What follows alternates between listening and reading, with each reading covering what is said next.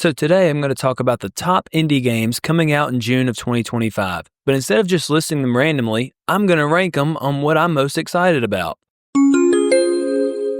Rufy and the Riverside by Zoc-Rates Laboratories. Releasing June 26th, this is a 3D platformer, but I say 3D loosely because it's got a hand-drawn look that tosses 2D art into a 3D world. You wield the magic swap tool to copy and paste textures, turn ice into lava, waterfalls into vines, and basically Photoshop, but for platforming. There's skating on straw bales, quirky music, and a whole lot of imagination. Now, full transparency, the art style just isn't for me. Not in a bad way, it's just not my thing. But people are hyped about this game. I keep seeing this one pop up, and that's why it made the list. I'm keeping it at number 15 because I'm still unsure how that copy-paste mechanic will actually play out, but I respect how Zoc-Rates is going for something different. Big ups for taking the risk. It's weird, it's creative, and it deserves attention.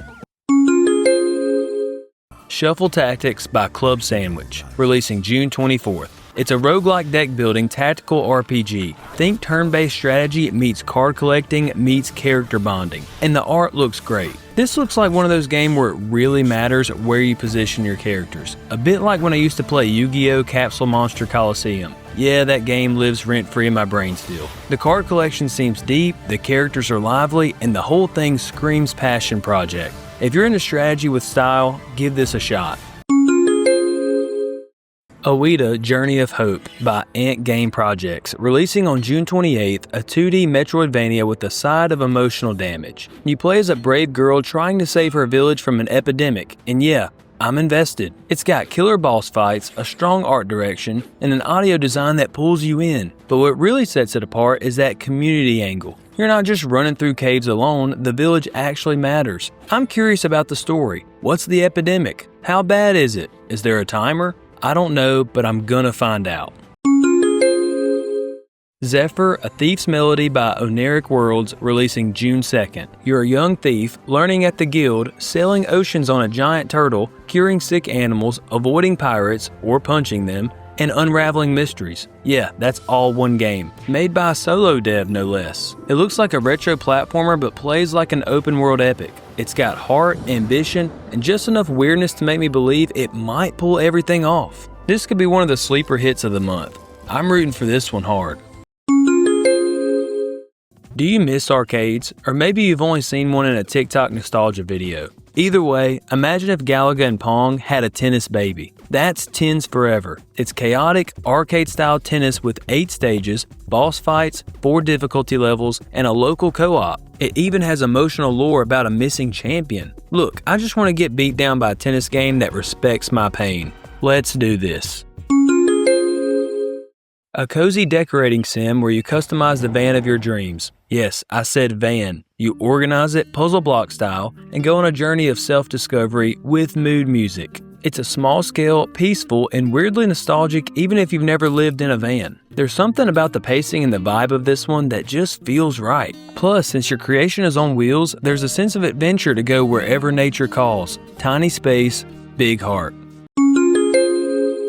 The Altars by 11-Bit Studios, releasing on June 13th. Imagine you're stuck on a hostile planet and your only hope of survival is cloning yourself. That's The Altars. Base building, resource gathering, sci-fi survival, and oh yeah, existential identity crisis with your own alternate versions. How different do you make your clones? Are they better than you? Do you argue? Fight? Do you hug it out? I have no idea, but I need to know. The concept is bonkers in the best way, and if the gameplay lives up to it, this might be one of the wildest indies of the year.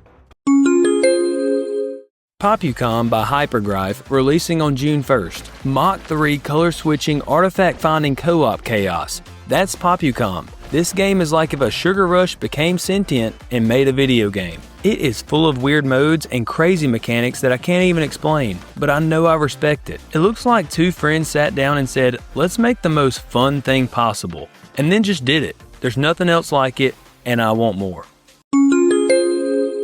April Grove by Colorgrave. You're a forester in a mystical wood, you chop logs, level up, and uncover secrets at your own pace. It's a chill RPG with pixel art that oozes charm. The more I looked into it, the more questions I had. What's hiding in this forest? Why do I want to live here? And why does it feel like I'm about to make lifelong friends with NPCs? I don't know, but I want in.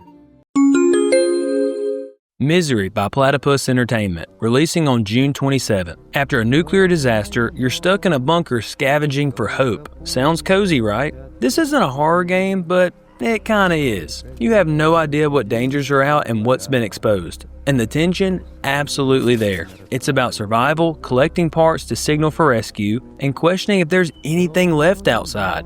It's grim, it's eerie, and it makes you think twice about what surviving actually means.